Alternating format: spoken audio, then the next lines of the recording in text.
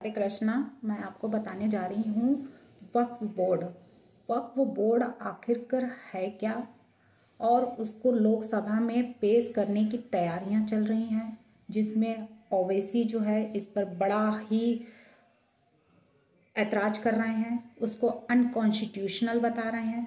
तो क्या वक्फ संशोधन विधेयक पर जेपीसी की जो रिपोर्ट है वो लोकसभा में पेश होगी?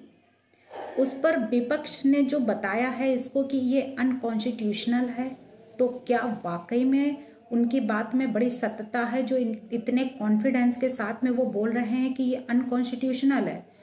और उसको अनकॉन्स्टिट्यूशनल क्यों घोषित करने की वो आड़ में लगे हुए हैं कि हम कितना भी कुछ हो जाए कि हम इसको अनकॉन्स्टिट्यूशनल घोषित कर दें।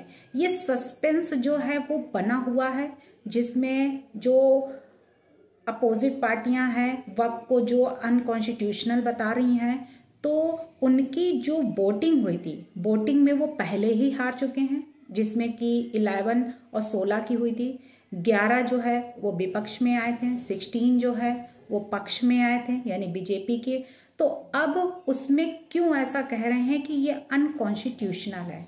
वहीं पे उन्होंने ये भी बताया है कि जो वक्फ संशोधन विधेयक है 2024, उस पर संयुक्त समिति की जो रिपोर्ट मंडे यानी 3 फरवरी को, आज के दिन जो देनी है यानी कल, तो उसमें लोकसभा के जो और भी जो पेश की जाएंगी रिपोर्टें, उन लोकसभा सचिवालय द्वारा जारी जो बयान में ये भी कहा गया है कि समिति के अध्यक्ष जगदम्बिका पाल, जो जेपीसी के अध्यक्ष हैं जगदम्बिका पाल, और भी जो सदस्य हैं जैसे कि संजय जायसवाल रिपोर्ट पेश करेंगे। वहीं पे समिति ने जो वेडनेसडे को बहुमत से अपनी रिपोर्ट को मंजूरी दी थी, उस मंजूरी को ध्यान में रखते हुए विपक्षी सदस्यों से ने जो रिपोर्ट पर असहमति और नोट प्रस्तुत किए हैं और ये बताया है कि ये अनकॉन्स्टिट्यूशनल है,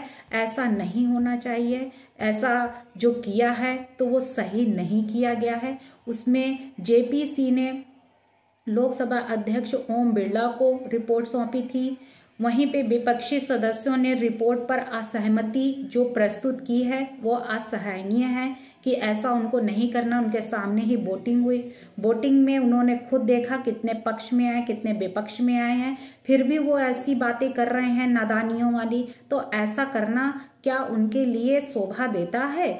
तो वहीं पे वक्फ संशोधन विधेयक पर जो संसद की संयुक्त समिति की रिपोर्ट जो लोकसभा में पेश की जाएगी, उनमें सचिवालय द्वारा जो बयान जो आएगा या सचिवालय द्वारा जो बयान जारी करने की जो बात कही जा रही है, तो उसमें समिति अध्यक्ष जो जेपी जगदम्बिका पाल हैं और सदस्य जो संजय जायसवाल जी हैं, वो इस रिपोर्ट को पेश करेंगे। तो उसमें ये सारी चीजें जो हैं वो उसमें क्यों ऐसा ऐतराज किया जा रहा है कि भाजपा के सदस्यों की ओर दिए गए हैं सुझावों को शामिल किया गया है और उनके सुझावों को नकारा गया है। ऐसा क्यों कह रहे हैं?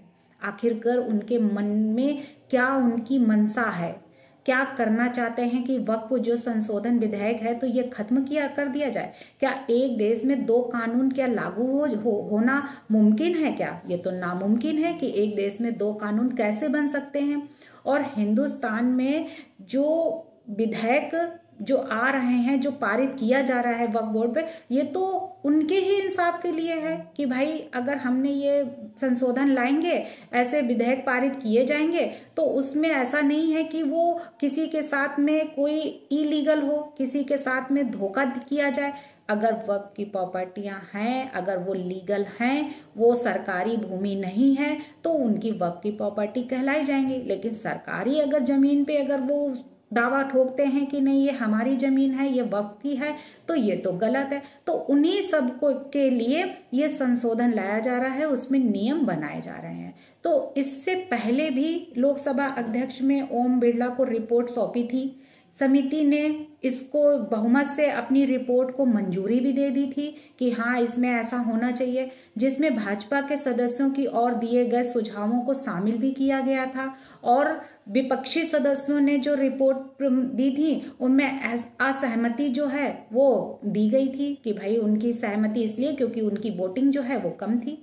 दूसरी तरफ विपक्षी जो है सांसदों ने इसे असंवैधानिक करार क्यों दे रहे हैं, आखिर क्या कहना चाहते हैं। उनका आरोप ये भी है कि यह कदम जो है वक्फ बोर्ड को बर्बाद कर देगा।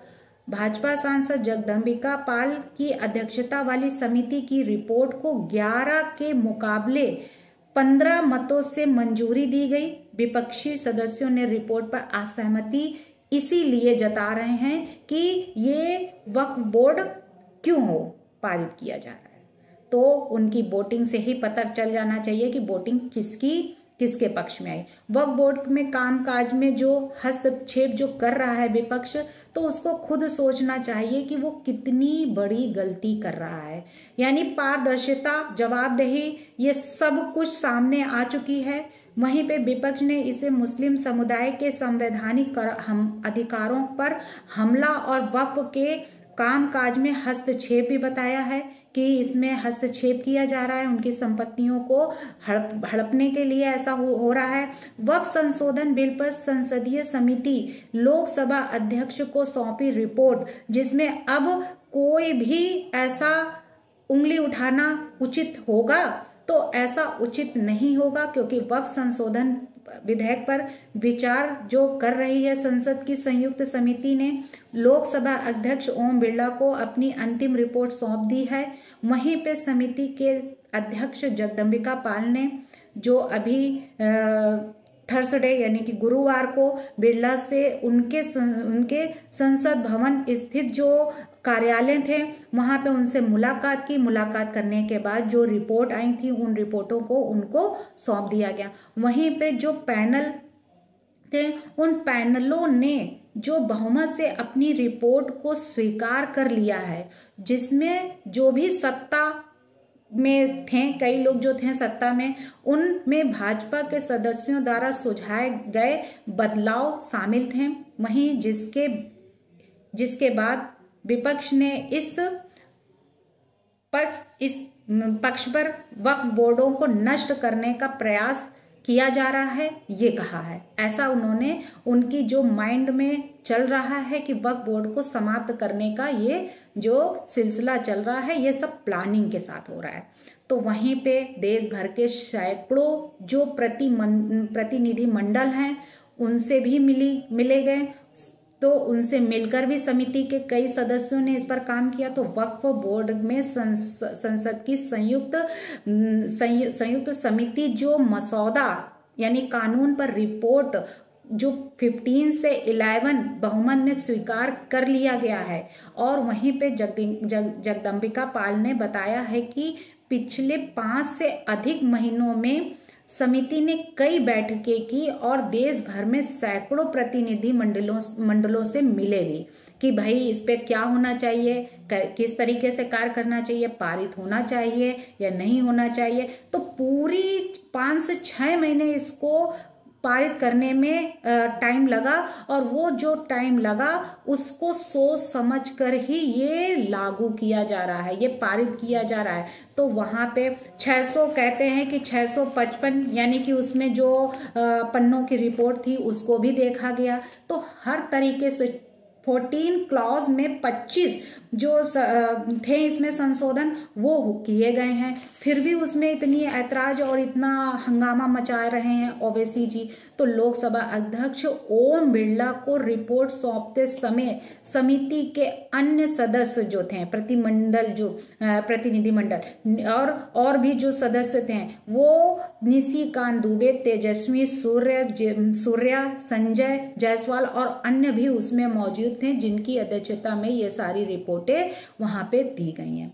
तो इसमें ओवैसी जो चिल्ला कर कह रहे हैं कि ये अनकॉन्स्टिट्यूशनल है, ये अनकॉन्स्टिट्यूशनल है, तो ऐसा उनका कहना गलत भी नहीं है, क्योंकि उनका तो चिल्लाना स्वाभाविक है कि अगर वक्फ बोर्ड लागू हो गया तो वक्फ की जो प्रॉपर्टियां जो दान के नाम पर उनको बड़ी बड़ी उसमें लगाई जाती हैं इमामों में, और इस जगह पे हर प्रॉपर्टी को वक्फ बनाकर उनको हड़प लिया जाता है, तो ये सिलसिला उनका कैसे जारी रहेगा। तो इस सिलसिले को खत्म करने के लिए उसको ये संशोधन लाया जा रहा है। लेकिन जो ये कह रहे हैं कि ये अनकॉन्स्टिट्यूशनल है, तो उनके लिए तो ये करारा जवाब है, और उनको तो ये खलेगा ही कि ये बिल अगर पास हो गया, और पास हो गया क्या, हो गया है, अब उसमें उनका जो काला जो कारनामे जो कर रहे थे उन काले कारनामों को कैसे वो अब उजागर कर पाएंगे, कैसे वो सरकारी जमीनों को वक्फ की जमीन बताएंगे।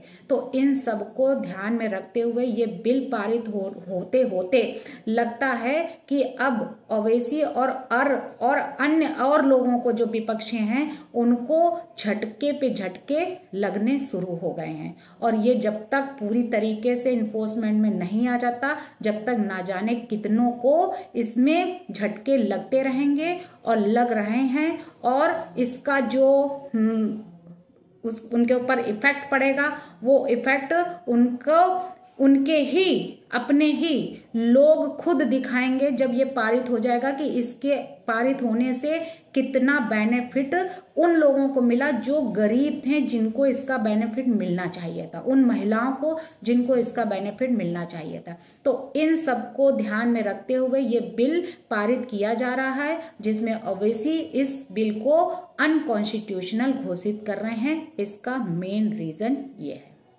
भारत माता की जय, वंदे मातरम, जय श्री राम।